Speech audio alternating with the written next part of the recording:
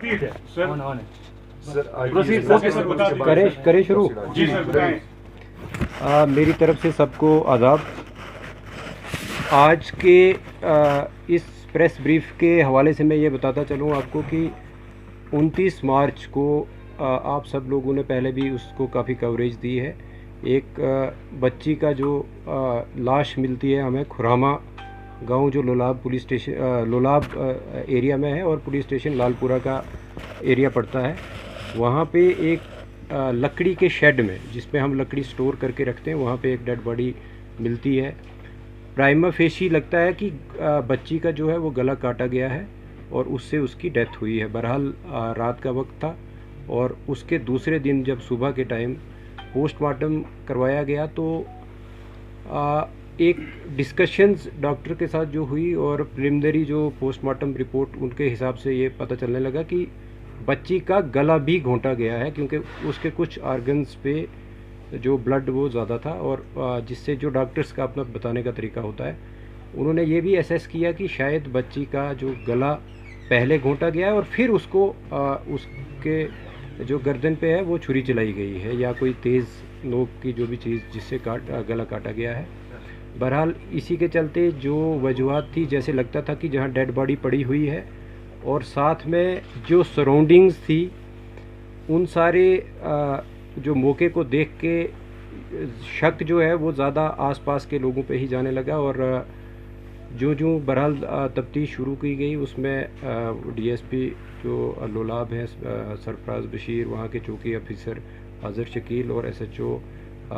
मलिक नसीर, इसके साथ साथ एडिशनल एसपी और मैं भी स्पॉट पे गए और थोड़ा इंट्रोगेशन में भी ज्वाइनिंग हुई और कुछ सस्पेक्ट जो हमने उस पर ज़ीरोइंग की तो उनमें फैमिली ही सस्पेक्ट आने लगी, क्योंकि जब फैमिली को क्रॉस चेक किया गया कि वो किस सीक्वेंस में लड़की जो है वो रूपोश हुई थी और किस सीक्वेंस में मिली, तो उसमें ज़ीरोइंग जो हुई वो फैमिली पे ही हुई। बहरहाल जब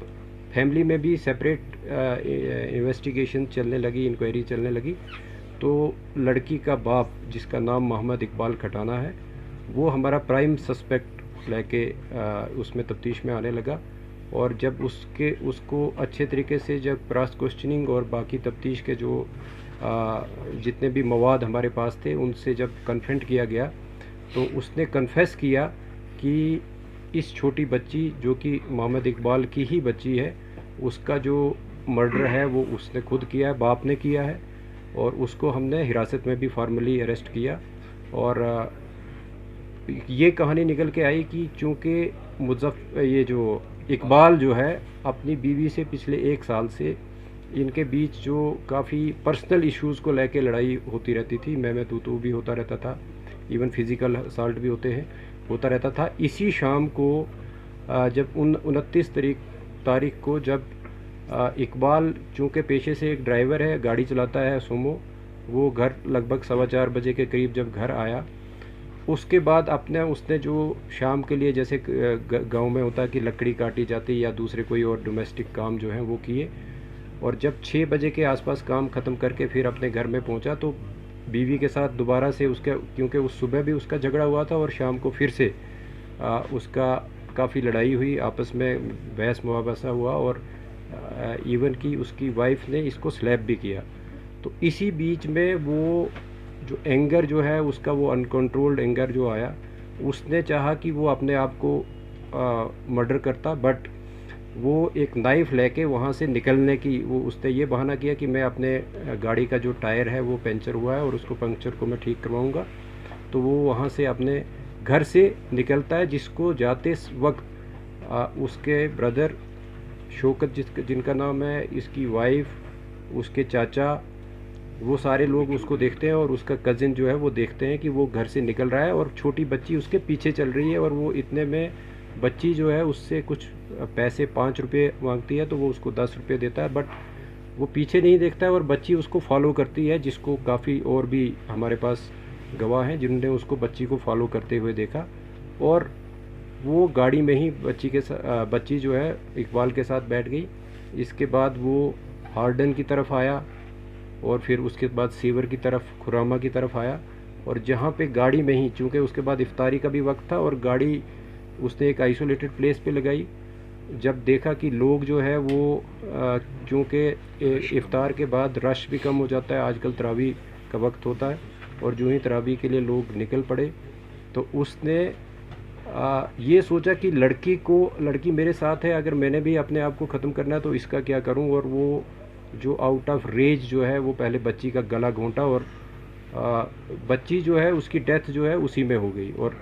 वो अपनी सोच को बदलते हुए सोचा कि बच्ची को मैं कैसे किसी जगह ऐसी जगह रखूं कि वो उसकी डेड बॉडी जो है वो मिल जाए, और फिर मैं अपने आप को भी ख़त्म करूं। बट जब वो वहाँ पे डेड बॉडी को अपनी गोद में उठा के अपनी गाड़ी एक रोड के साइड पे लगाता है, और वो इस शेड पे जहाँ पे आखिर में डेड बॉडी मिली है वहाँ पे रखता है। वहाँ पे चूँकि इसने पहले ही अपने आप को ख़त्म करने के लिए एक चाकू जो है अपने घर से लिया था, और उससे फिर अपने इस जो जुर्म को वो दूसरा रुख देने के लिए, ताकि इसका शक जो है दूसरे लोगों पे भी जाए, और वहाँ पे शेड में जो है वो अब इस बच्ची की डेड बॉडी को रख के उसके बाद इसका गला काटता है। और जिस मिकदार में अदरवाइज़ एक ज़िंदा आदमी का ब्लड निकलना चाहिए उतना नहीं उससे निकलता, वो हमने मौके पे भी देखा है। उसके बाद ये चाकू को धो के और अपने पास रख के फिर जाके अपनी गाड़ी को लाके हिज़्ब मामूल जहाँ पे ये गाड़ी को रखता था वहाँ पे ही गाड़ी को दोबारा पार्क करके जब घर जाता है, उसके बाद ही घर वाले इसको पूछना शुरू होते हैं कि बच्ची आपके साथ गई थी और बच्ची कहाँ पे है। तो वो ये बहाना बोलता है कि बच्ची मेरे साथ नहीं थी। अलबत्ता चूँकि 3-4 लोग जो मैंने पहले भी जिक्र किया कि जिन्होंने उसके फॉलो करते हुए देखा था बच्ची को, तो वो भी उसको कन्फ्रंट करते हैं, और इस बीच वो एक और बहाना बना के वो दूसरे उसमें उलझन में अपने आप को जो ख़त्म करने की कहानी को छोड़ के दूसरे उसमें रूप में आके और बच्ची को ढूंढने के गर्ज से या उसको एक और दूसरी रूपोश वाली जो भी मोड़ देने के गर्ज से वो थाना में पहुंचता है, और वहाँ पे अपनी रिपोर्ट जो है वो दर्ज करवाता है कि मेरी बच्ची गायब है। लेकिन जिस बीच वो रिपोर्ट करने के लिए आ रहा होता है उसी बीच जब उसके घर वाले या दूसरे मोहल्ले वाले बच्ची को ढूंढ रहे होते हैं, मस्जिद से भी अनाउंसमेंट की जाती है, और उसकी वाइफ को ये बच्ची इस शेड में स्पॉट होती है डेड हालात में। तो वहाँ से फिर बच्ची को बरामद करके वो फिर से जो मैंने पहले शुरुआत में की कि बच्ची को किस तरीके से फिर उसका पोस्टमार्टम किया गया और बाकी जो सारी कार्रवाई मुकम्मल की गई। अभी तक की तफ्तीश में सिर्फ मोहम्मद इकबाल ही एक वाहिद सस्पेक्ट जो वाहिद मुलजिम जो है वो सामने उभर के आया, ट्रांसपायर हुआ है इन्वेस्टिगेशन में, और उसी को गिरफ़्तार भी किया गया है। जिस चाकू से उसने बच्ची का गला काटा था वो भी उसने फिर किचन में एक और मखसूस जगह पे छुपा के रखा था, वो भी बरामद किया गया है। इसके साथ साथ उसके कपड़े जिन पे जो उसके कफ्स होते हैं कॉलर, ये जो बाजू के, उनसे भी ब्लड जो स्टेन्स मिले हैं और उनको भी सीज़ किया गया है। और जहाँ जहाँ पे वो रुका है और जिस तरीके से हमने टेक्निकल जो एविडेंस को कलेक्ट किया है वो बिल्कुल कॉरोबरेट होता है कि वो कहाँ कहाँ गया था और किस किस कौन कौन सा उसका मूवमेंट पैटर्न रहा है, वो भी सारा इस्टेब्लिश हुआ है। बहरहाल जो तफ्तीश अभी तक हुई थी, और मुझे लगता है कि यहाँ तक ही हमारी तफ्तीश जो है, अब इसको सिर्फ जो बाकी लीगल प्रोसीजर्स हैं वो हमने पूरे करने हैं,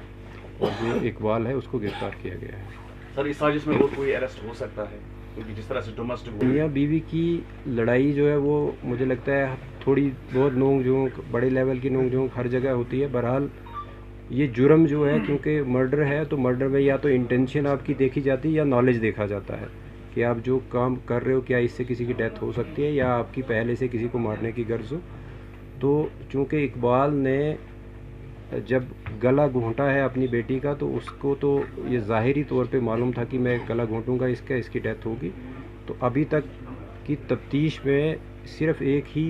जो एक्यूज़्ड है वो इमर्ज हुआ है, जिसका नाम इकबाल है, और जो कि उस बच्ची का जिसकी डेथ हुई थी उसका फादर है। मैं ज़्यादा नहीं बता सकता कि ड्रग एडिक्ट था या नहीं था, बट चर्स वगैरह पीता हो तो उसका हम नहीं कह सकते हैं। बट जो सिंथेटिक ड्रग्स वगैरह के हवाले से टेस्ट भी करवाया गया है, उसमें कुछ नहीं ऐसा आया है। क्या सर पुलिस के पास